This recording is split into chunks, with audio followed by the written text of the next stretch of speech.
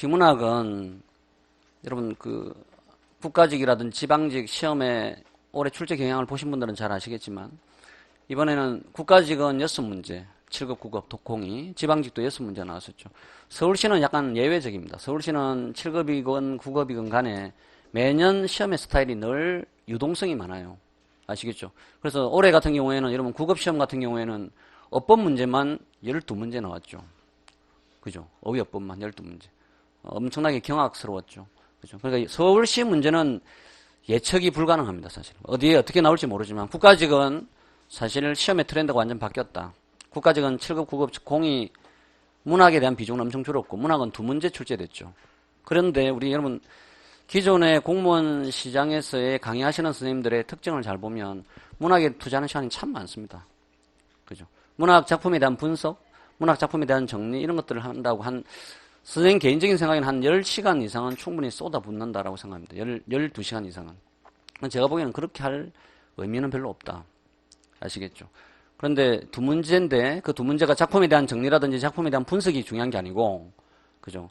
어떤 작품에 대한 정리가 제대로 되어 있느냐 그런 것들은 선생님이 제공하는 핸드아웃 자료를 통해서 서머리를 해놓고 아시겠죠? 예를 들면 고려가요 중에서 유일하게 작가가 밝혀진 작품은 이렇게 나온단 말이에요. 무슨 작품인지 아시죠? 너무 부담스러운가요 이게? 그죠? 여러분 고려가요 중에서 유일하게 작가가 밝혀진 작품이 뭔지 아시는 분 혹시? 이분한테 제가 선물 하나 드릴게요. 아니면 밥을 한 끼 사든지. 아시는 분? 정과정곡이죠. 정과정곡. 정과정곡은 정서의 작품이죠. 정서. 근데 여러분 이거 어떻게 잘 구별해야 되냐면 고려가요 같은 경우에는 주로 누가 향유했죠? 아니 국어 공부 지금 하고 있나요? 그죠? 아니 고려가요는 주로 누가 썼죠? 서민들이 썼죠. 서민들이 진솔한 감정을 노래했잖아요. 그러니까 서민들이 진솔한 감정이니까 그 당시 서민들은 우리처럼 이렇게 흐름했을 거 아니야. 그죠? 그러니까 결국 이름이 없었겠죠. 근데 정서는 고려 의종의 사촌 처남이란 말이에요. 그죠? 그러니까 뭔가 급이 높네. 그죠? 그럼 작가가 있단 말이에요. 이런 문제 정도. 그 다음에 문학사적으로 의의가 있는 작품들. 그죠? 우리나라의 최초의 연시조, 뭐 이런 것들 말이에요. 이런 작품들만 정리를 잘하면 됩니다. 아시겠죠? 대신에 오늘 선생님이 특강하는 이 비문학 특강은 사실 국가직 7급, 9급을 판가름하고 지방직 7급, 9급을 판가름할 수 있는 아주 중요한 핵심 포인트이기 때문에 서울시는 아직 단언을 못하겠어요. 아시겠죠? 트렌드가 어떻게 바뀔지 모르겠지만 아직. 근데 국가직과 지방직은 완전 수능식으로 많이 체제가 바뀌었다. 그리고 국가직 7급은 시험 보신 분들은 알겠지만 고쳐쓰기라든지 개요 작성 이렇게 수능의 트렌드를 그대로 집어넣고 있습니다. 아시겠죠? 그런 거기에 맞춰가지고 오늘 비문학 특강 2시간 동안 열심히 하시면서 비문학의 틀이 이렇구나. 이렇게 공부하면 합격의 길로 쉽게 갈 수 있겠다. 확신 있게 말씀드릴 수 있겠습니다. 여러분 PPT하고 그죠? 우리 프린트를 받았죠. 그죠? 온라인 수강생들은 PPT를 파일을 자료를 올릴 테니까 그걸 참고하시고 이 2개를 동시에 적응하면서 진행하겠습니다. 한번 보십시다. 이제 비문학입니다. 이제 아까 말씀드린 대로 비문학은 국가직, 지방직, 공이 6문제. 여러분 6문제라는 것은 20문제 6문제니까 엄청난 퍼센테이지죠. 그죠? 근데 쉬운 문제도 있지만 아주 변별력이 있는 문제들을 늘 출제한단 말이에요. 그래서 어휘어법은 노골적으로 말씀드리면 어휘어법은 사실 실수할 게 별로 없단 말이에요. 기본기만 단단히 다지고 복습만 잘해 놓는다면. 근데 얘는 정리가 안 돼 있거나 틀이 맞춰져 있지 않으면 사실 고득점을 해내기 어렵다. 그래서 이 시간 아마 오늘 현장에서 무료 특강을 듣는 분들은 아주 좋은 행운의 기회일 겁니다. 딱 한번 듣고 나면 이렇게 하면 되는구나 확신이 들게 강의하겠습니다. 봅시다. 비문학은 일단 글을 읽어야 되죠. 그죠? 맞죠? 항상 다음 글을 읽고 우리가 물음에 답을 하는 거잖아요. 그러면 일단 글이 어떻게 구성되어 있는지를 한번 볼까요? 이제 제일 앞부분에 여러분 그 페이지 넘기면 이렇게 딱 메모할 수 있는 장소가 있어요. 이론을 정리할 수 있는 장소가 있죠. 거기를 피합시다. 그래서 간단하게 메모해 가면서 하겠습니다. 선생님 그림을 하나 그려볼게요. 뭘 그리려고 할까요, 선생님? 네모 이런 식으로 하면 안 되죠. 네모 이런 식으로 하면 욕설을 이런 것밖에 없잖아요. 그죠? 농담이고요. 이걸 글을 그리려고 하는 거죠. 여러분 하나의 글은 여러 개 뭘로 이루어져 있죠? 이건 우리가 중고등학교 시절에 다 배운 거예요. 오늘 여러분들은 사실 대학을 졸업한 지가 좀 됐고, 그죠? 대학을 졸업하고, 그 다음에 전공을 국어국문학을 하지 않고, 그죠? 다른 타 전공을 하다가 공무원 시험을 준비하기 때문에 익숙하지가 않단 말이에요. 우리가 어릴 때 다 배웠지만, 지난 시절에 다 배웠지만 익숙하지 않다. 이 틀을 자꾸 맞춰내는 게 공무원 시험 준비 과정이죠. 글을 만들려고 하죠, 그죠? 하나의 글은 여러 개 뭘로 이루어져 있죠? 예? 문단으로 이루어져 있죠. 오케이. 하나의 글은 여러 개 이렇게 그림을 하나 그려봅시다, 여러분. 아주 중요한 그림이에요, 이게. 간단한 게 아니고. 하나의 글은 여러 개 문단으로 이루어져 있죠. 맞습니까? 또 하나의 문단은 또 여러 개 뭘로 이루어져 있어요? 문장으로. 오케이. 역시 수준이 있습니다. 그죠? 서로 부담스러운가, 이게? 봅시다. 하나의 문단은 또 여러 개 문장으로 이루어져 있죠. 선생이 이렇게 그림을 그린 것을 옆에다가 여러분, 선생이 수식으로 나타내 볼게요. 이 그림을 그린 것을 하나의 글은 여러 개 문단으로 이루어져 있습니다. 맞죠?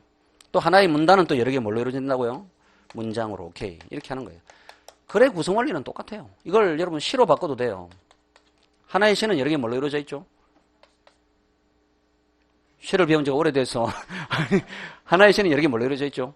연으로. 오케이. 잘하셨습니다. 또 하나의 연은 여러 개 뭘로 이루어져 있죠? 행으로. 오케이. 이렇게 이루어져 있는 거예요. 이게 글의 구성 원리입니다. 이걸 시나리오로 바꿔도 똑같아요. 답은. 하나의 시나리오는 여러 개 씬으로 이루어져 있죠. 여러 개 장면으로. 또 하나의 장면은 여러 개의 대사로 이루어져 있죠. 이렇게 글의 구성 원리는 똑같은 거예요. 사실. 아시겠죠? 이 밑에 거는 중요한 게 아니니까 사실. 다시 지울게요. 한 편의 글 속에서 지연이가 이야기하려고 하는 중심 생각, 주제는 몇 개 있죠? 오케이. 잘하셨습니다. 하나의 글 속에서 지연이가 이야기하려고 하는 중심 생각은 하나밖에 없다. 이건 선생이 지어낸 게 아니고 작문책에 그대로 나와 있습니다. 불변의 원칙이죠. 하나의 문단에서도 지연이가 이야기하려고 하는 소주제는 몇 개 있다고요? 하나밖에 없습니다. 그래서 여러분 우리가 중고등학교 시절에 자습서를 보면 자습서 여기 깃동아리에 1문단 박스가 딱 되어 있는 게 이게 문단을 정리한 겁니다. 문단의 소주제를 정리한 것이다. 이해하시겠죠? 하나의 문단에도 주제는 하나밖에 없습니다. 당연히 소주제는 전체 주제 안에 포함되어야 되겠죠. 맞죠? 소주제가 전체 주제를 벗어나면, 즉 소주제가 전체 주제를 아웃오버하면 시험에 안 내겠죠. 글의 주제가 2개 이상 되니까 이런 거는 시험에 내지 않습니다. 아시겠죠? 논란이 되고 절대 좋은 글이 아니니까. 국가시험에 내는 지문 정도는 아주 우수한 퀄리티가 있는 지문들을 내겠죠. 이해하시겠죠? 됐습니까? 이제 글의 구성 원리는 딱 배웠습니다. 그렇다면 우리는 한 편의 글을 쫙 원 스트레이트로 읽어내고 주제를 원샷으로 정리하면 참 쉬울 텐데 그렇게 하기가 생각보다 쉽다 어렵다? 어렵단 말이에요. 이해하시겠죠? 그래서 우리는 좀 쪼개자고요. 뭐 하자고요? 쪼개자고. 그래서 선생은 문단 구성의 독해를 가장 중시합니다. 문단의 독해를 가장 중시한다. 왜냐하면 첫 번째 문단의 소주제를 찾아내고 두 번째 문단의 소주제를 찾아내고 세 번째 문단의 소주제를 찾아내고 네 번째 문단의 소주제를 찾아낸다면 전체 주제는 금방 눈에 들어와야 된다. 왜냐하면 소주제가 반드시 전체 주제 안에 포함되게 되어 있으니까. 불변의 원칙입니다. 하나의 예외가 있어서는 안 된다. 이해하시겠죠? 무슨 말인지. 아시겠죠? 오케이. 그렇다면 문단 독해가 그렇게 중요하다면 일단 문단 독해로 한번 들어가 봅시다. 다시 그림을 하나 또 그려볼까요? 이제는 뭘 그리려고 하는 거죠? 문단을 그리려고 하는 거죠. 하나의 문단은 여러 개 뭘로 이루어진다고 아까 전에 배웠어요? 문장으로. 오케이. 잘하셨습니다. 하나의 문단은 여러 개의 문장으로 이렇게 이루어져 있습니다. 그래서 여러분 이 시간에 그리는 이 그림이 사실 의미 없는 것 같아도 굉장히 중요한 이론의 핵심이에요. 콰예요, 콰. 아시겠죠? 하나의 문단은 여러 개의 문장으로 이루어져 있죠. 하나의 문단의 주제는 몇 개죠? 몇 분 전에 한 거 아니에요. 그죠? 하나의 문단의 주제는 몇 개예요? 하나잖아요, 하나. 그죠? 오케이. 하나의 문단의 주제는 하나이기 때문에 잘 생각해 보세요. 1문장이든 2문장이든 3이든 4든 각각의 문장은 전부 다 하나의 주제를 향해서 달려가야 된다. 이해하시겠죠? 한 놈이라도 예의가 있어서는 안 된다. 가끔 첫 번째 엉뚱한 헛소리를 하고 있으면 반드시 그 다음 문장은 그러나 하고 꺾어져야 돼요. 그죠? 이해하시겠죠? 다시. 방금 선생이 요 그림으로 나타낸 것을 다시 기호로 나타내면 하나의 문단은 방금 여러 개 뭘로 이루어진다고 했죠? 문장으로. 여러 개 문장 중에서 제일 중요한 놈을 중심 문장 또는 주제 문장이라 하는 거예요. 그죠? 맞죠?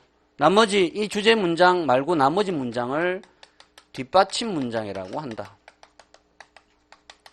이것도 선생님이 지어낸 게 아닙니다. 작문책에 그대로 있는 거예요. 아시겠죠? 됐습니까? 다시 선생님이 왼쪽에 저렇게 그림을 그려놓은 것을 다시 수식으로 지금 나타낸 거예요. 하나의 문단은 주제 문장과 뒷받침 문장으로 이루어져 있는데 이 주제 문장과 뒷받침 문장 사이에는 반드시 글의 구성 원리상 통일성과 긴밀성과 완결성이 존재한다. 이것도 선생님이 지어낸 게 아니고 문단 구성의 원리라고 하는 파트에 나와 있습니다. 다시 하나의 문단은 여러 개 문장으로 이루어져 있는데 주제 문장과 뒷받침 문장 사이에는 반드시 통일성과 완결성과 긴밀성이 존재한다. 이게 무슨 말이냐면요. 다시 저쪽으로 가볼까요? 아까 전에 하나의 문단은 여러 개 문장으로 이루어져 있는데 우리끼리 약속을 한번 정합시다. 우리끼리 이 첫 번째 문장을 주제 문장이라 합시다. 그러면 나머지 2, 3, 4는 뭐가 돼야 되죠? 뒷받침 문장이 돼야 되죠. 오케이. 이렇게 하는 겁니다. 그러면 2, 3, 4는 뒷받침 문장이라면 잘 보세요. 하나의 문단의 주제가 하나라면 첫 번째 문장이 주제 문장이면 주제는 게임이 끝났네. 그죠? 나머지 2, 3, 4에서는 다른 헛소리를 하면 된다 안 된다? 안 된단 말이에요. 반드시 주제 문장과 똑같은 이야기를 해야 돼. 이게 여기 나와 있는 이겁니다. 뒷받침 문장은 주제 문장과 똑같은 이야기를 해야 돼. 그래야 한 문단의 주제가 몇 개가 된다? 하나가 된다 이 말이에요. 이해하시겠죠? 오케이. 또 첫 번째 문장과 관련되지 않는 두 번째 문장은 있을 수 있다 없다? 없단 말이에요. 1, 2 문장과 상관없는 3 문장은 존재하지 않는다. 1, 2, 3과 상관없이 4 문장이 절대 나오지 않는다. 아시겠죠? 이게 주제 문장과 뒷받침 문장은 긴밀하게 연결되어 있어야 된다. 아시겠습니까? 무슨 말인지. 할 수 있겠죠? 또 완결성이란 말은 어떤 문제의 원인은 두 가지가 있다라고 했으면 반드시 그 뒤에는 뭐가 나와야 돼요? 두 가지가 다 나와야 돼. 하나만 나와도 완결성 위배가 된다고. 이해하겠죠? 무슨 말인지. 이게 그래 가장 기본적인 원리예요. 원리. 아시겠죠? 그래서 여러분 잘 들어야 됩니다. 오늘 여러분 우리 노량진은 이제 모르겠습니다. 선생님들이 다른 타사라든지 타학원이 어떻게 하는지 모르겠는데 여러분 보면 대부분의 선생님들이 비문학에 대한 강의를 많이 하지 않습니다. 사실. 맞죠? 거의 대부분 선생님들이 그냥 문학에 대한 투자, 어법에 대한 투자를 엄청나게 많이 하죠. 사실. 그런데 여러분 비문학은 사실 가르치는 자가 실력이 있지 않으면 변별력이 없다고. 아시겠죠? 가르치는 선생님이 아주 체계를 가지고 비문학에 대해서 접근을 잘 해놔야 학생들도 쉽게 따라갈 수 있을 텐데 그게 생각보다 쉽지가 않다고요. 그래서 오늘 여러분들과 제가 만나는 이 시간은 여러분들로 하여금 그런 길을 열어 보이는 것이고 선생은 당연히 여러분들에게 한번 보여주는 거죠. 아, 선생님 이런 정도의 실력이 있다는 걸 보여주는 거지만 여러분들은 선생님 이 시간을 통해서 비문학의 길을 바르게 잡아내는 게 오늘 목표라고요. 아시겠죠? 지금까지는 글의 구성, 문단의 구성 잘 배웠습니다. 됐죠? 그렇다면 구체적인 독해 방법에 들어가서는 독해 방법은 여러분 아주 여러 가지가 있는데 자세한 것은 다음에 우리 수업 시간에 다시 하기로 하고 독해 방법 할 때 가장 중요한 것은 제일 조심해야 될 것은 뭐냐? 단순하게 문장을 해석, 해독하는 위주의 독해를 하면 안 된다. 이해하시겠죠?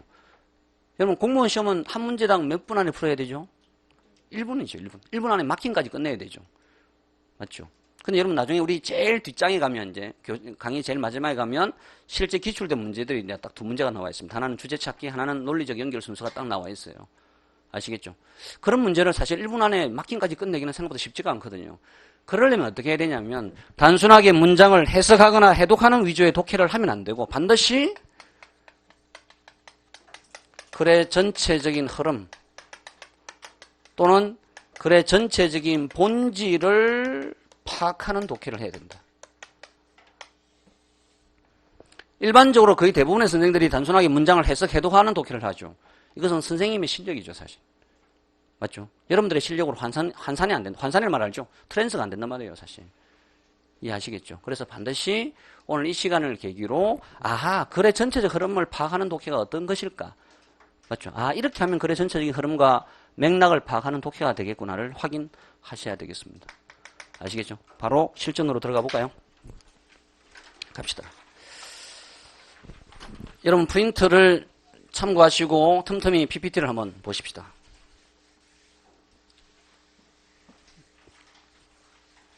됐나요? 항상 다음 글을 읽고 주제로 적절한 것 이렇게 묻죠. 시험 항상 다음 글을 읽어야 돼요. 볼까요? 첫 번째 단락부터 한번 봅시다. 19세기 역사가 맥콜리는 역사학이 이성과 상상력이라는 대립되는 두 지도자의 지배를 번갈아가며 받고 있기 때문에 진정 위대한 역사가가 되는 일이야말로 성취하기 어려운 이상이라고 설파했다. 문제의 퀄리티는 아주 지문의 퀄리티는 좋습니다. 누구에 대한 얘기죠? 지금 한 넉 줄 읽었잖아요. 넉 줄. 이러시면 안 되죠. 누구에 대한 얘기죠? 맥콜리에 대한 얘기죠. 맥콜리가 역사학에 대한 이야기를 하고 있습니다. 역사학은 이성과 상상력이라는 대립되는 두 지도자의 지배를, 즉 이성이라는 지도자, 상상력이라는 지도자의 지배를, 근데 이 두 놈은 대립된다. 번갈아 가며 받고 있기 때문에 위대한 역사가가 되는 일이 쉽지가 않다라고 얘기했습니다. 됐습니까? 만약에 우리가 배운 원칙이 맞다면, 방금 선생님이 여러분들에게 얘기한 이론이 맞다면 당연히 첫 번째 문장과 상관없는 두 번째 문장은 존재하지 않는다. 맞죠? 그럼 당연히 두 번째 문장은 뭐가 돼야 되냐면 맥콜리 아니면 역사학 이야기가 돼야 돼요. 상상력 아니면 이성. 이 네 가지 키워드가 키를 딱 쥐고 있어야 된다. 이해하시겠죠? 됐습니까? 봅시다. 만약에 아니면 선생님이 사기치는 거죠. 전국적으로. 됐습니까? 당연히 확신을 가지고 가야 됩니다. 이렇게 나오는 거죠. 맥콜리의 이러한 언급은 무조건 첫 번째 문장에 있었던 거예요. 뭐라고 했죠? 역사학은 이성과 문학적 상상력이라는 대립되는 두 가지 지도자의 지배를 받기 때문에 맞죠? 위대한 역사가가 되는 게 쉽지가 않다라는 언급 말이에요. 아시겠죠? 이러한 언급은 역사학에 내재하는 문학성과 과학성, 최소한 첫 번째 문장과 상관없는 두 번째 문장이 존재하지 않기 때문에 문학성은 요놈하고 똑같은 말이죠. 상상력. 과학성은 뭐죠? 이성과 똑같은 말이에요. 이해하시겠죠? 오늘은 이걸 자꾸 확인하는 거예요. 아하, 뭔지는 모르지만 이놈은 앞문장과 이 꼴이네, 이 꼴, 실제로. 이해하시겠죠? 첫 번째 문장과 상관없는 두 번째 문장은 절대 존재하지 않는다. 이런 확신을 반드시 가지셔야 돼요. 아시겠죠? 맥콜리의 이러한 언급은 역사학에 내재하는 역사학, 문학성과 과학성이 조화를 이루기 어렵다. 즉, 대립되는 지배를 받기 때문에, 그죠? 조화를 이루는 게 쉽지가 않다. 이런 말이죠. 똑같은 말이죠. 이것이 어렵다는 것을 시사한다. 됐나요, 여기까지? 더 줄여볼까요, 이제? 지금까지 읽었던 내용을 더 간단하게 정리하면,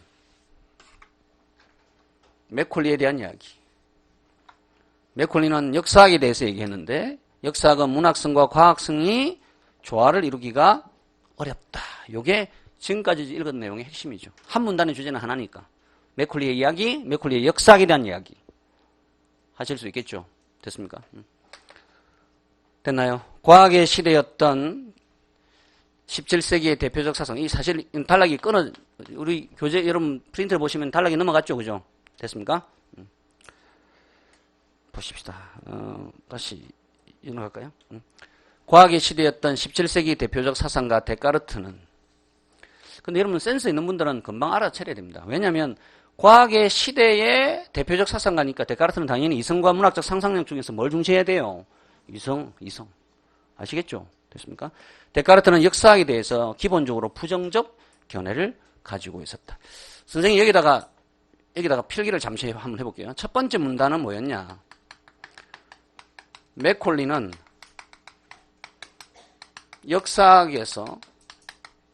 역사학이 이성과 상상력, 똑같은 말로 과학과 문학, 이 두 놈이 조화를 이루기가 쉽지가 않다라고 얘기한 것이고, 두 번째 문단의 첫 번째 문장은 데카르트는, 당연히 이 데카르트도 역사학을 이야기해야 되고, 맞죠? 한편의 글의 주제가 하나라고 한다면 당연히 데카르트도 역사학을 이야기해야 되고, 이성과 그죠? 문학에 대해서, 그죠? 상상력에 대해서 얘기해야 됩니다. 데카르트는 뭐라고 했냐면 기본적으로 역사학에 대해서 부정적이었다. 이게 첫 번째 문장이니까 그 뒤에 볼까요? 그 뒤에 이렇게 딱 넘어간단 말이에요. 그 뒤에 넘어가면 데카르트의 견해에 따르면 이렇게 되는 거죠. 그러면 사실 선생은 이제 이런 독해를 사실 안 하죠. 그럼 뒤에는 전부 다 데카르트의 견해가 나온단 말이에요. 그죠? 데카르트는 뭐라 삐약삐약 하면서 뭐라 해야 돼요? 결국 역사학은 부정적이야. 볼까요? 인간의 기억은 시간이 지날수록 희미해질 수밖에 없고 역사서술은 이러한 인간의 기억에 의존하는 것이기 때문에 불확실하다는 것이죠. 역사서술은 불확실하다. 왜? 인간이 기억을 되살리는 거니까. 100년 전의 이야기를. 아시겠죠? 역사에 대해서 부정적이다. 됐나요? 역사가들 또한 자신의 민족사를 위대하고 영광스러운 것으로 채색하고 과장하려는 속성을 가지고 있기 때문에 역사서술은 사실적이지가 않다. 이런 말이죠. 맞습니까? 그래야 한 문단의 주제가 하나가 되는 거예요. 이해하시겠습니까? 결국 데카르트의 키는 뭐예요? 역사학은 부정적이다. 그죠? 뭐라고 얘기했냐면 데카르트는 역사학에 대해서 부정적이었는데 역사서술은 불확실하고 거기다가 사실성을 인정하기가 쉽지가 않다. 그럼 선생님이 칠판에 쓰는 것들은 선생님이 지어낸 게 아니잖아요. 선생님 메모해온 것도 아니야. 그죠? 본문에 있는 그대로 이렇게 흐름을 정리해 나가는 거예요. 맞죠? 당연히 첫 번째든 두 번째 단락이든 키는 역사학이 쥐고 있는 거죠. 됐습니까? 역사학이 아마 키는 딱 미리 나와 있어요. 이성과 상상력. 그죠? 과학과 이성. 그죠? 과학과 문학 나와 있습니다. 할 수 있겠죠? 이렇게 해 나가는 게 글의 전체적 흐름을 파악하는 독해입니다. 이해하시겠죠? 단순하게 그냥 읽어가면서 이게 이런 내용이지 해석해 주는 게 아니고 글의 흐름을 딱 파악해 나가는 겁니다. 볼까요, 이제? 세 번째 흐름으로 가보십시다. 언제 어느 곳에서나 변함이 없는 명백하고 확실한 지식을 진리의 기준으로 삼았던 누구죠? 데카르트. 아직 데카르트가 끝나지 않았네. 특정의 시간과 장소에서 벌어지는 일을 다루는 역사학 이렇게 딱 되는 거예요. 데카르트도 결국 역사학 이야기를 해야죠. 시공을 초월하는 진리가 될 수 없기 때문에 근거가 의심스러운 학문이었다. 계속 역사학에 대해서 어떤 태도를 취하고 있는 거예요? 부정적인 태도를 취하고 있다. 아시겠죠? 무슨 말인지? 할 수 있겠습니까? 잘 하시는 거예요. 그렇게 하면. 갑시다. 고대 그리스의 위대한 역사가 헤로도토스와 투기디데스. 거의 우리 인생에서 처음 들어보는 사람들이다. 그죠? 선생은 여러분 대학 시절에 책을 통해서도 읽어봤습니다. 헤로도토스와 투기디데스에 대한 후대의 평가가 바뀌게 된 과정은 역사서술에서 문학성과 과학성의 대립상을 잘 보여준다. 다시 원점으로 돌아가는 거죠. 여기다 한번 써볼까요? 선생님이 아직 3문단을 흰색으로 쓰는 이유는 아직 최종 정리가 안 돼서 그렇게 하는 거예요. 그죠? 세 번째 문단은 보니까 헤로도토스와 투기디데스. 헤로도토스와 투기디데스에 대한 후대의 평가가 달라졌다. 근데 이 평가가 달라진 이유는 뭐야? 그죠? 이 말이잖아요. 그죠? 이유는 뭐지? 이렇게 하면서 결국 문학성과 뭐라 했죠? 과학성의 대립을 보여준다. 이렇게 하는 거죠. 이렇게. 됐습니까? 이해하시겠죠? 그러면 여러분 오늘 이 독해를 아직 독해가 한 반 정도밖에 안 됐는데도 불구하고 사실 여러분 1번 문제를 거의 풀 수 있어야 됩니다. 맞죠? 1번에 위글의 중심 화제로 가장 적절한 것 이랬죠. 그죠? 그죠? 지금 우리 절반밖에 안 읽었어. 그죠? 그런데도 답을 찾아낼 수 있어야 되죠. 답 1번 딱 보니까 답이 몇 번이죠? 3번 정도 되겠죠. 오케이. 지금까지 읽은 내용의 핵심은 역사학의 문학성과 과학성 이렇게 하는 거예요. 아시겠죠? 이 1번 같은 문제가 가장 공무원 시험에 근접한 문제죠. 일단 1번 같은 문제가. 아시겠죠? 먼저 주제를 딱 찾아내고 중심 화제를 찾아내는 거. 됐습니까? 어렵지 않죠. 그 뒤에는 안 봐도 어떤 이야기가 나와야 되냐면 헤로도토스에 대해서는 처음에 이렇게 평가했었는데 나중에 이렇게 평가했다. 또 투기디데스는 처음에 이렇게 평가했었는데 나중에 이렇게 평가했다. 그 이유는 결국 이놈은 문학성을 중심으로 했고 이놈은 과학성을 중심으로 했고 이런 이야기가 나와야 돼요. 아시겠죠? 이렇게 글의 흐름과 본질을 꿰뚫는 독해가 돼야 된다. 할 수 있겠습니까? 가봅시다. 헤로도토스는 페르시아 전쟁의 원인과 결과에 대해 설명하면서, 즉 쉽게 말하면 헤로도토스는 역사를 서술하면서 이런 말이죠. 너무 빠르게 갔나? 하실 수 있겠죠. 그죠? 헤로도토스가 페르시아 전쟁의 원인과 결과에 대해서 설명하면서 이 말은 즉 헤로도토스가 역사를 서술해 가면서 이 말이죠. 됐습니까? 역사를 서술해 가면서 신화와 전설 같은 요인을 배제하려고 노력했다. 무슨 말인지 잘 모르잖아요. 괜찮아요. 패스해도 돼. 아시겠죠? 한 문장 놓친다고 해서 독해 안 되는 거 아닙니다. 아시겠죠? 따라서 사람들은 헤로도토스를 흔히 역사학의 아버지라고 일컫는다. 저도 그렇게 읽었습니다. 옛날에 책을 읽을 때. 그런 한편, 즉 그런 한편이라는 말은 역사학의 아버지라고 하는 한편 이 말이에요. 그죠? 앞문장과 관련되어 있죠. 그런 한편 거짓말쟁이의 아버지라는 명예롭지 못한 명칭이 붙어있다. 다시 헤로도토스에 대한 평가가 처음에는 역사학의 아버지라는 위대한 평가가 있었는데 후대에는 뭐로 바뀌었다고요? 거짓말쟁이의 아버지라는 평가가 따라붙었다. 그 이유는 무조건 과학성과 문학성과 관련되어 있어야 됩니다. 볼까요? 이야기체 역사의 재능을 보였던 그의 글에는, 그래서 여러분 선생 같으면 시험 문제 딱 이걸 줍니다. 특히 여기 이야기체 역사의 재능을 보였던 헤로도토스니까 헤로도토스는 당연히 문학성을 중시한 거죠. 아시겠죠? 그러니까 문학성이라는 말을 절대 안 준다고. 근데 그 속에서 우리가 딱 캐치를 해내야 된단 말이에요. 최소한 문학성 아니면 과학성이거든요. 그죠? 근데 헤로도토스는 이야기체 역사, 그죠? 즉 문학성에 치중을 했단 말이에요. 그러니까 그의 글에는 여전히 허무맹랑한 이야기가 많았다. 됐습니까? 그래서 또 만약에 이 부분이 문학성이라는 걸 잘 캐치를 못했다. 만약에 그렇다 하더라도 겁먹을 필요는 있다 없다? 없단 말이에요. 왜? 바로 그 다음 문장에 보면 또 힌트가 또 나온다고. 그죠? 볼까요? 그런 평가를 내리는 사람들은 투기디데스야말로 과학적 역사학의 아버지란 말이에요. 그러면 최소한 앞에 헤로도토스는 뭐란 말이에요? 문학적 역사학의 아버지다 이런 말이죠. 됐나요? 이해하시겠죠? 됐습니까? 오케이 갑니다. 투기디데스는 인간의 본성과 정확한 사료를 근거로 투기디데스는 앞문장 안 봐도 이 꼴이죠. 인간의 본성과 정확한 사료를 근거로 펠로폰네소스 전쟁을 분석함으로써 역사학에서의 일반적 법칙을 세우려고 하였다. 됐습니까? 그래서 다시 이쪽으로 오면 헤로도토스와 투기디데스에 대한 후대 평가가 달라졌는데 다시 이걸 지우고 이렇게 합시다. 어떻게 써야 되냐면 헤로도토스는 문학적 역사 맞죠? 문학적 역사학을 썼기 때문에 역사학의 아버지라는 이름도 들었지만 거짓말쟁이의 아버지라는 이름도 들었다. 됐죠? 그 다음에 투기디데스는 과학적 역사학의 아버지였다. 그래서 투기디데스는 일반적 법칙을 세우려고 노력했다. 이해하시겠죠? 됐습니까? 오케이. 잘 보셔야 됩니다. 그죠? 정신 똑바로 차리시고. 아시겠죠? 왜냐하면 한순간순간이 우리 인생의 승부처거든요, 사실. 아시겠죠? 한순간순간이. 근데 사람들은 그렇게 쉽게 생각 안 해요. 아유, 뭐, 다음에 또, 그게 이만큼의 차이가 결국 평생을 가른다고. 그죠? 늘 그걸 생각해야 돼요, 그걸. 그죠?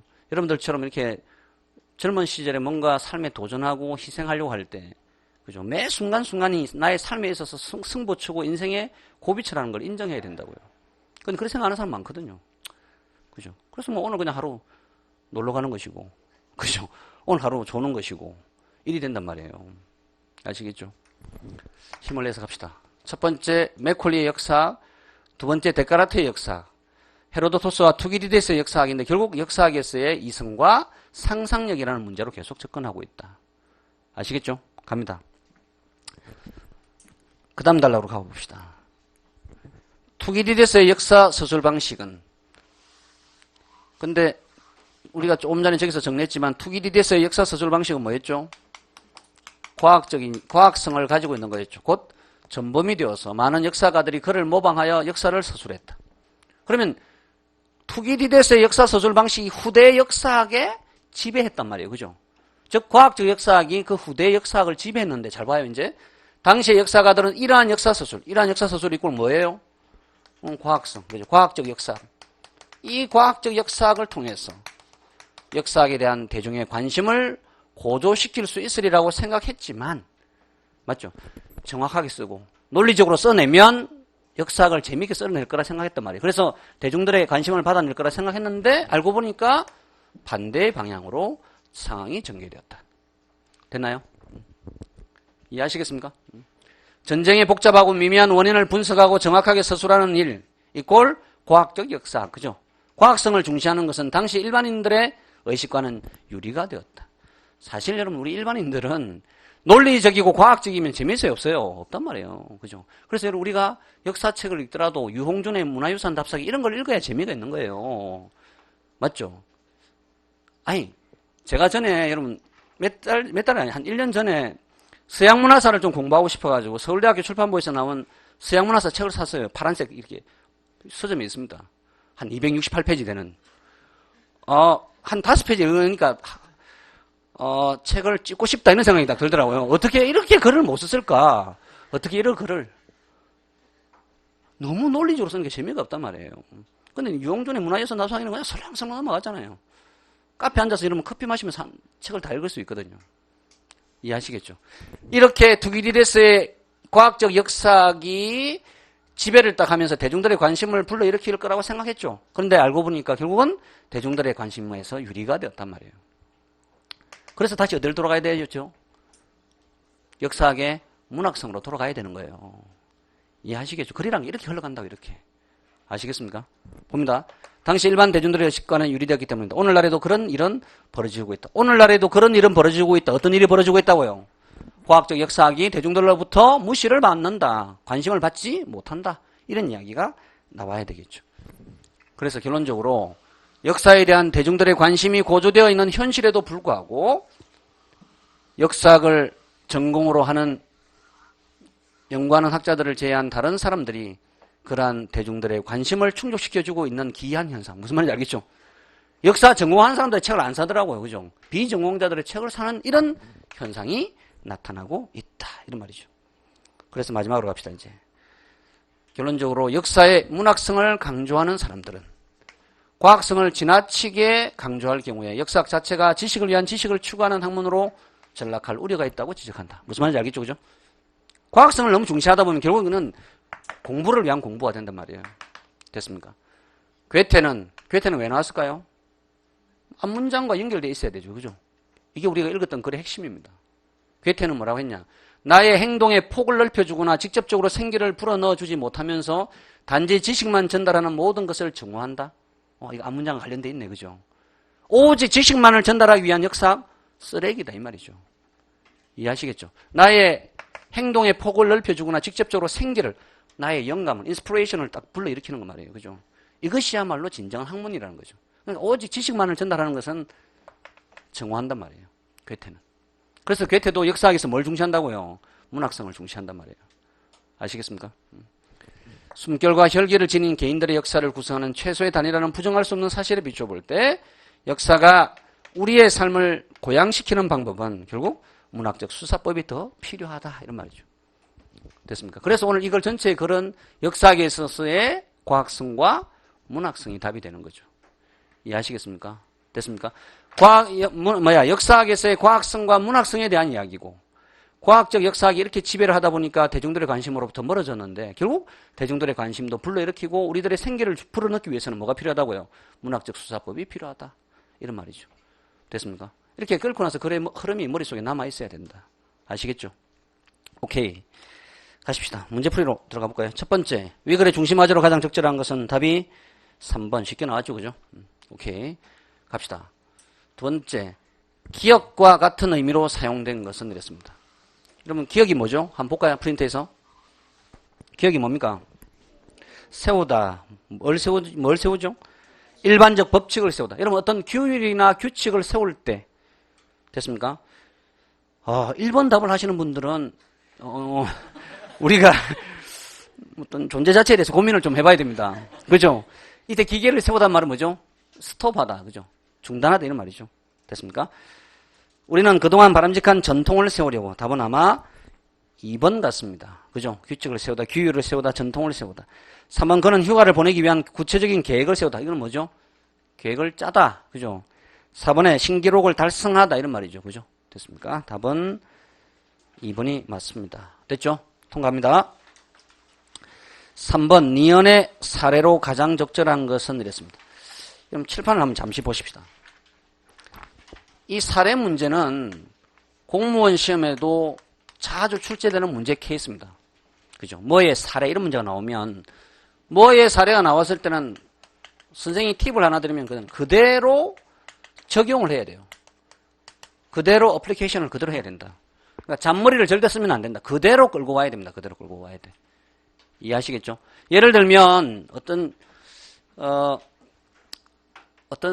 사회적인 현상이 아주 혼돈과 혼란 속에서 결국 조화를 이루어 간다에 맞는 사례를 찾아라라고 했을 때는 교통 신호를 무시해가지고 막 교통 질서가 엉망이다가 결국은 천천히 교통 체계를 지켜나간다. 이러면 답이 그대로 맞아요. 아시겠죠? 사례 문제가 나면 절대 잔머리 쓰면 안 되고 그대로 대입을 해야 된다.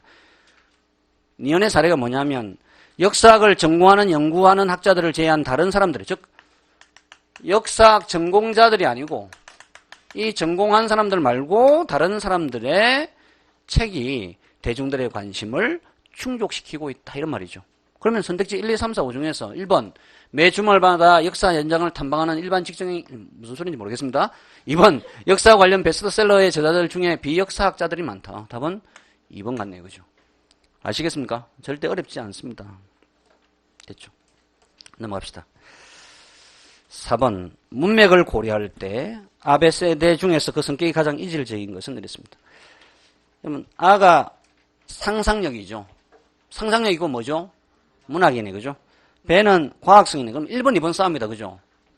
세가 뭡니까 이게? 역사서술의 사실성이니까 답은 1번이 지고 있다. 그죠? 5번 갈까요? 위글에 언급된 인물들이 역사를 어떻게 서술할 것인가. 5번은 여러분 별표를 딱 한번 해봅시다. 사실 이런 문제 한 문제를 맞추면 그를 완벽하게 소화했다라고 할 수 있는 거죠. 됐나요? 위글에 언급된 인물들이 역사를 어떻게 서술할 것인가에 대해 대화를 나눈 겁니다. 됐죠? 여러분 일단 우리가 이게 한번 볼까요? 헤로도토스. 여러분 책 보지 마시고 헤로도토스 역사는 허구는 아니지만 사실을 서술할 때는 이야기식으로 꾸며서 헤로도토스는 이야기체 서술 양식 맞죠? 오케이. 투기디데스는 역사가는 사실을 통해서 보편적인 역사의 법칙 일반적인 법칙을 만들어낸다. 맞습니다. 데카르트 그것은 데카르트는 다른 건 기억이 안 나고 역사학에 대해서 부정적이었다. 이건 기억나네요. 그죠? 역사가는 그것은 역사가들의 무리한 요구입니다. 역사가는 과학적인 사고와 서술을 할 수 없는 사람들. 맞죠? 그죠? 부정적이다. 맥콜리는 뭐였죠? 보지 마시고. 기억을, 선생님도 좀 메모해온 게 아니잖아요. 맥콜리는 뭐였죠? 문학과 과학을 조화를 이루기가 쉽지가 않다. 그죠? 그래서 위대한 역사가가 되기가 쉽지가 않다. 이거죠. 역사를 어떻게 서술해야 한다고 규정하기는 역시 어렵고요. 하지만 대중의 요구를 우선적으로 고려해야 할 시점에 이르렀다는 사실은 인정해야 합니다. 허술이다. 그죠? 됐습니까? 답은 4번이 되죠. 됐습니까? 나와 있지 않죠, 사실은. 됐나요? 답은 4번이 되겠습니다. 됐습니까? 한 질문 더 갑시다. 이렇게 하실 수 있겠죠? 거기 들어볼까요, 여러분? 우리가 지금까지 했던 것 중에서 가장 중요한 건 뭐였죠? 오늘 글을 읽어내는 게 지금 중요한 게 아니고 글의 구성 원리를 배우고 글의 구성 원리를 이해하는 것이고 맞죠? 그보다 더 문단 독해를 잘해야 되겠다. 여러분 왜 이 문단 독해를 잘해야 되는지 알아요? 이걸 알아야 나중에 글의 논리적 전개 순서 문제를 쉽게 풀 수 있는 거예요. 아시겠죠? 첫 번째 문단과 상관없이 두 번째 문단이 존재하지 않았죠? 아니 다시 그럼 여기서 역사학의 이성과 상상력의 조화가 쉽지가 않다라고 했잖아요. 그럼 최소한 그 다음 단락도 역사학의 키를 쥐고 있어야 되고 이렇게 나오는 거예요. 그죠? 이 독해, 이런 논리적인 문단의 독해를 잘 해놔야 그 다음에 논리적 연결 순서가 쉽게 이제 접근이 됩니다. 아시겠죠? 그래서 그래 논리적 연결 순서를 짜 맞추는 문제는 굉장히 어렵다고요, 사실. 공무원 시험에서 가장 시간이 많이 걸리고 수험생들이 어려워하는 파트거든요. 근데 아무것도 아니라고요. 나중에 이제 그걸 확인해 보러 가십시다. 갑시다, 이제. 두 번째 질문 가겠습니다.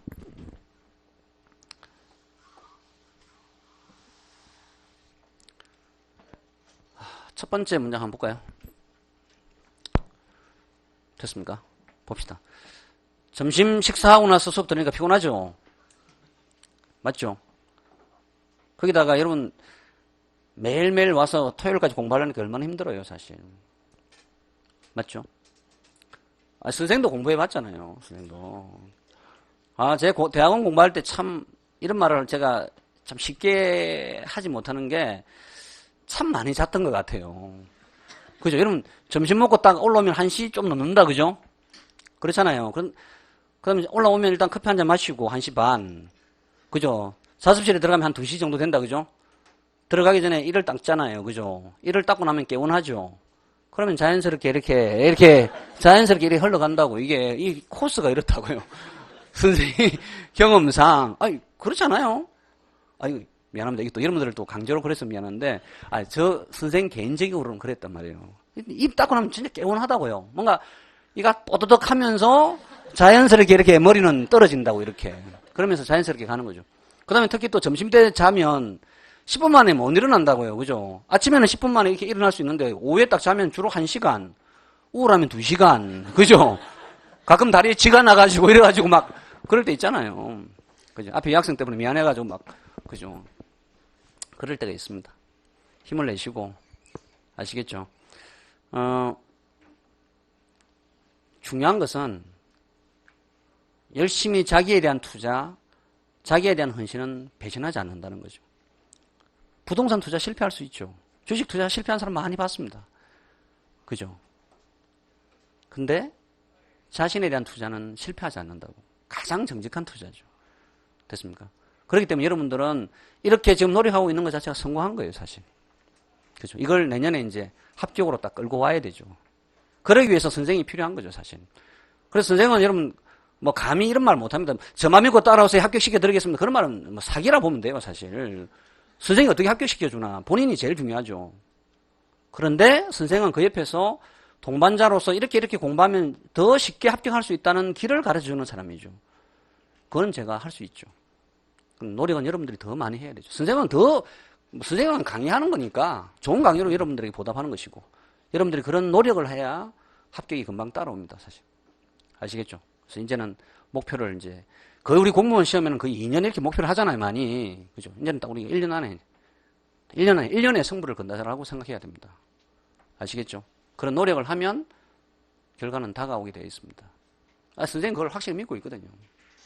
아시겠죠? 그래서 제가 선생이 노량진에 뛰어드는 것도 그거죠, 사실. 성분은 쉽게 날 수 있다, 사실. 정직하게 강의하는 거. 여러분들에게 진정성으로 강의하는 거, 진심으로 강의하는 거, 실력과 강의하는 거, 이거밖에 없죠. 뭐 사술이라든지 뭐 이런 거 통하지 않습니다. 해볼까요, 이제? 갑시다. 짝퉁이 판치는 것은, 아니, 선생이 처음 나타났는데 짝퉁이 나오네, 그죠? 짝퉁이 판치는 것은 도덕적 측면에서 옳든 그러든 결국 명품의 소비가 사회에서 우월적인 가치로 대접받는다는 것을 의미한다. 이 얘기, 이거에, 그죠? 이거죠, 그죠? 맞습니까? 아니라면 아니라고 하시면 됩니다. 뭐, 결과는 뻔하죠. 욕을 듣겠지만, 그죠? 맞죠? 짝퉁이 판치는 것은 명품 소비가 사회에서 우월적 가치로 대접받는 것이다. 맞습니까? 그럼 최소한 첫 번째 문장과 상관없이 두 번째 문장이 나오지 않으니까 두 번째 문장도 명품의 소비, 이게 키를 쥐고 있겠죠. 명품 소비 현상은 물건의 용도와 기능보다는 자신의 지위와 기호를 외부에 보여주기 위한 소비의 확산. 그죠? 쉽게 말하면 지 자랑하려 한다는 거죠. 나 이거 들고 있다. 그죠? 맞죠? 뭐, 이 옷 봐라, 이 옷. 그죠? 이 옷 1,000만 원짜리 옷이야. 뭐, 이렇게 하는 거죠, 이렇게. 아니, 좀 부끄럽네, 그죠? 이게. 아니, 너무 없어 보여가지고. 아니, 이건 우리 친구가 이탈리아에서 보내준 옷입니다. 이건 진짜. 명품인지 모르겠는데, 우리 친구가 보내준 거예요. 이탈리아에 있는 친구가 보내준 겁니다. 알겠죠? 한 10만 원 되겠죠. 그죠? 자랑하는 거. 그죠? 소비의 확산이다. 명품 소비에는 좀 더 높은 사회 계층에 속하고 싶다는 욕망이 숨겨져 있기도 하다. 다 똑같은 말이죠. 명품 소비, 좀 더 높은 사회 계층에 속하고 싶은 욕망이 있다. 명품을 소비하느냐의 여부는 자신의 현재 모습을 나타내며 비슷한 명품을 소비하는 개인이나 집단 사이에 유대감을 형성하고 다른 집단들과는 차이를 만들려고 한다. 아까 독해보다는 훨씬 쉽죠? 그죠? 이 정도가 공무원 독해입니다, 사실. 아까 첫 번째 독해는 굉장히 까다로운 독해고, 그래서 선생님이 아마 이제 실력을 한번 보여주려고 한 것이고, 그다음부터는 또 쉬운 지문도 있고 조금 까다로운 지문도 또 있어요. 아시겠죠? 그럼 이 정도 해내면 공무원 시험은 충분히 통한단 말이에요. 첫 번째 독해 보니까 뭐에 대한 얘기죠? 명품 소비. 근데 여러분 이 명품 소비인데 결국 이게 중요한 것은 앞에서 뭐라 했냐면 짝퉁이 판친다. 됐습니까? 이게 결국 뭐와 연결되어 있냐면 결국은 우월적인 가치를 드러내기 위해서 나와 너는 다르다는 것을 보여주고 우리는 같다라는 것을 보여주려고. 됐습니까? 이게 첫 번째 문단이라면 당연히 두 번째 문단도 요 놈들 중에 당연히 키워드가 있어야 됩니다. 만약에 이렇게 나오지 않으면 선생님이 사기치는 거라 했잖아요. 아시겠죠? 가볼까요? 가십시다. 전에도 짝퉁이 사회 문제로 맞네. 그죠? 당연히 짝퉁 문제입니다. 짝퉁 문제. 옛날에도 짝퉁 사회 문제 대두되었는데 이에 대한 대중의 체감 온도는 낮았다. 옛날에는 좀 짝퉁 문제에 관심 별로 없었죠. 그런데 명품은 외국인 관광객이나 허황된 사람들이 구매하는 것이라는 게 대중의 보편적인 생각이었다. 하지만 이를 구매하는 사람이 점점 늘어나가고 있다. 이는 뭐죠? 앞문장이 있어야 돼. 짝퉁이죠. 짝퉁. 이해하시겠죠? 옛날에는 짝퉁에 대해서 관심 별로 없었어. 그런데 지금은 짝퉁을 구매하는 사람들이 점점 늘어나고 있다. 왜? 사회가 외적 가치를 점점 중요시하니까. 맞죠? 사실은 여러분 사람의 인격이 명품이 돼야죠. 맨날 여러분 우리가 맨날 백이나 명품 들고 다니면서 얼마나 속물적인 사람들을 많이 봤습니까? 사실. 선생님도 많이 봤는데요. 사실. 맞죠? 근데 이제 그렇게 하는 이유가 결국은 이렇게 하는 거죠. 외적 가치를 중요시한다는 거죠. 명품을 두르고 있으면 대접받기가 쉬워졌기 때문이다. 가방에서 자동차까지 명품으로 치장하고 있으면 사회적으로 호감을 얻고 대우받을 가능성 이 꼴이죠. 대접받기가 쉽다. 됐죠? 이제 조금 빨리 갑니다. 선생님. 그죠? 하실 수 있겠죠? 이게 첫 번째 문단이었고 두 번째 문단은 과거 짝퉁 문제 별로였다. 그죠? 그러나 요즘은 짝퉁 구매하는 사람 는다. 그 이유는 뭐라고요? 외적 가치를 중시하니까 그렇다. 이런 말이죠. 됐나요? 이해하시겠죠?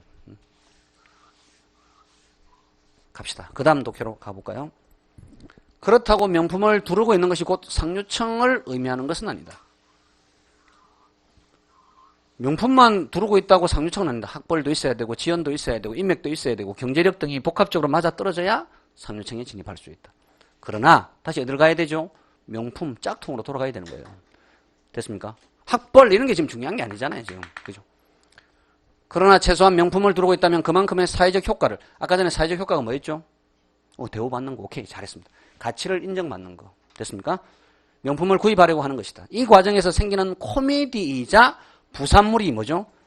이렇게 돌아. 독해가 결국은 명품의 소비가 키워드가 아니고 뭐가 문제예요? 짝퉁의 문제로. 짝퉁의 문제.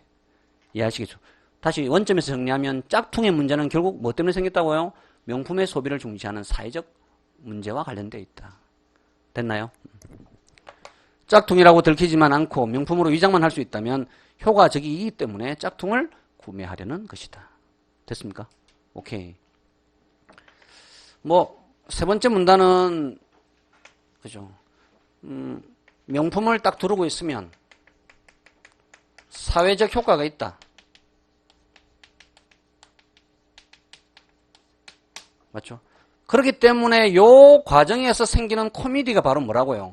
짝퉁을 사는 거란 말이에요. 됐습니까? 여기까지? 글의 흐름이 이렇게 딱 흘러간다고 이렇게.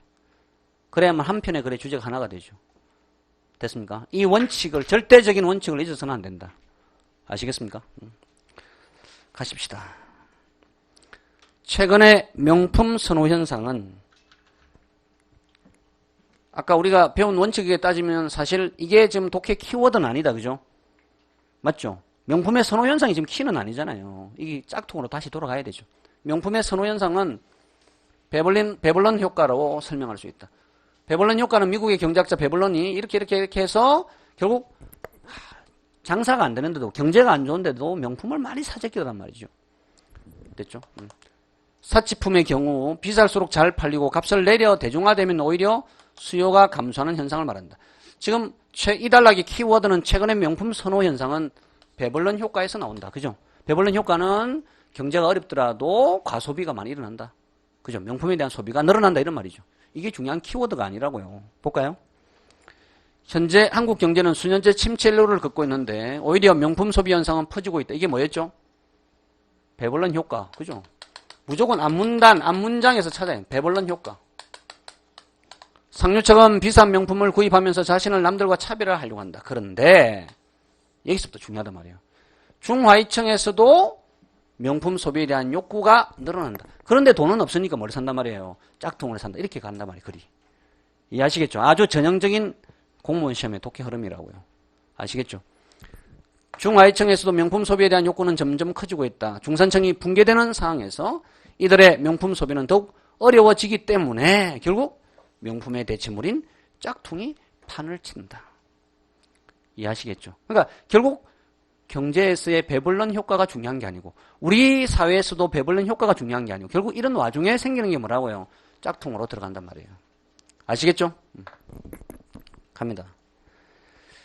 짝퉁이 판치는 사회는 사법당국의 칼날이 날카로워지면 제어할 수가 없다. 정부도 최근 문제의식 때문에 짝퉁을 단속하겠다고 밝혔다. 그렇게 되면 짝퉁은 잠시 숨죽일지 모른다. 하지만 사용이 곧 사회적 명품의 사용, 사회적 지위와 연관되어 있다는 사회적 인식이 사라지지 않는 한 변하지 않는다. 이런 말이죠. 됐습니까? 오케이. 거기 한번 들어봅시다. 오늘 읽었던 이 독해의 핵심적인 흐름이 뭐죠?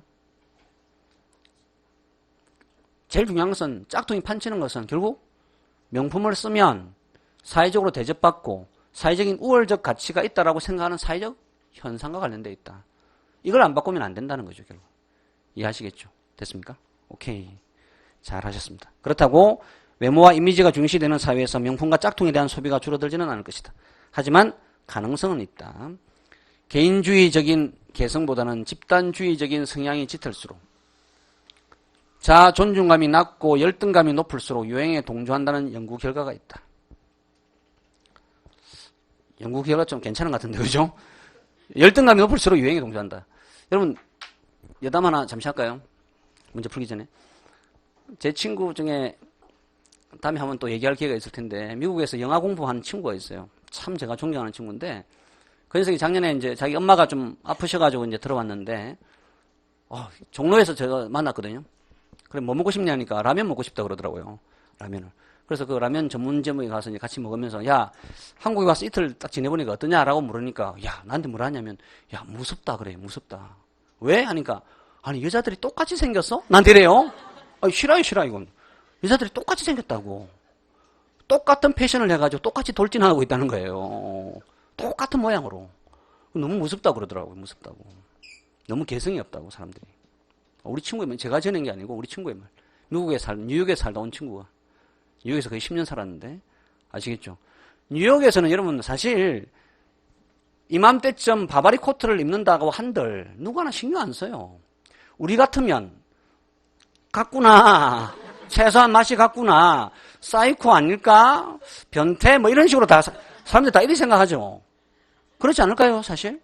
아니, 선생님 오늘 그 지하철에서 그런 거 입고 나타난다 생각해 보세요. 그럼 사람들이 다 쳐다보죠, 이게. 이건 뭔가 싶어가지고. 근데 뉴욕이라고 하는 건 그렇지 않습니다. 누구 하나. 왜냐면 자기의 삶이니까. 관심 없어요. 그죠? 업무를 할 때도 마찬가지예요. 이 사람의 나이가 몇 살이 중요하지 않습니다. 내 직장 상사에서 비즈니스 관계에서 업무 관계에서 협약하면 되죠. 그렇잖아요. 이런 나라일수록, 이런 후진적인 나라일수록 유행에 동조한다. 이해하겠습니까? 그러므로 결국 명품과 짝퉁의 번식령은 이 개인주의적 가치가 확산이 되면 좀 사라지겠다. 이런 말이죠. 그러니까 여러분 싼 거라도 아주 개성 있고 디자인 예쁜 거 이런 걸 사면 돼요. 그렇잖아요. 대학생들이 무슨 명품이에요, 사실. 아시겠죠? 아트박스에서 하나 사면 되죠. 맞잖아요. 이게 키입니다. 이게 키. 됐죠? 가십시다. 문제 풀고 잠시 쉬었다가 이제 물 한 잔 마시고 바로 이어서 쫙 갑시다. A의 내용을 보기와 같이 나타낼 때 A에서 일어나는 현상을 바르게 해석한 것은 이랬습니다. 여러분 잠시만 A로 한번 가볼까요? 너무 가네, 그죠? A가 여기입니다. 잘 보세요. 여러분 여기 봅시다. 전에도 짝퉁이 사회 문제로 대두되었는데 대중의 체감 온도는 낮았죠. 그죠? 외국인들만 산다라고 생각했죠. 하지만 이를 구매하는 사람이 점점 늘어났어요. 왜? 사회가 외적 가치를 점점 중요시하기 때문에 이랬다. 맞죠? 다시 그전에는 짝퉁 사회 문제 별로 안 됐다. 왜? 관심이 없었으니까. 그런데 이제는 점점 구매하는 사람이 늘어났다. 사회가 외적 가치를 중시하기 때문에 그렇다. 그렇다면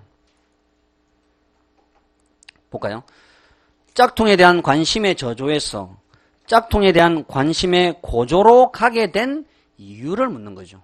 우리가 넘어가기 전에 주관식으로 한번 해볼까요? 짝퉁에 대한 관심의 저조에서 짝퉁에 대한 관심의 고조로 가게 되는 이유는 뭐죠? 사회적 어떤 가치. 그죠? 1번. 사회 분위기가 대중의 생각을 바꾸어 놓았다. 맞습니까? 애매하죠? 긴 것 같기도 하고 아닌 것 같기도 하고. 2번. 잘 만들어진 짝퉁이 사회적으로 그 가치를 인정받게 되었다. 짝퉁이 너무 멋지네. 그래서 사주네. 3번. 사회 전반적으로 대중의 생활 수준이 급속히 향상되었다. 그러면 명품을 사야죠. 그죠? 4번. 사회적 효과에 대한 대중들의 욕구가 약화되었다. 답은 뭐죠? 1번이네. 1번. 그죠? 사회적 분위기, 사회적 가치가 대중의 생각을 바꾸어 놨습니다. 잘하셨습니다. 7번은 주관식으로 해야 됩니다. 아시겠죠? 본래 거기 이런 객관식이 있는데 답이 없어요. 볼까요?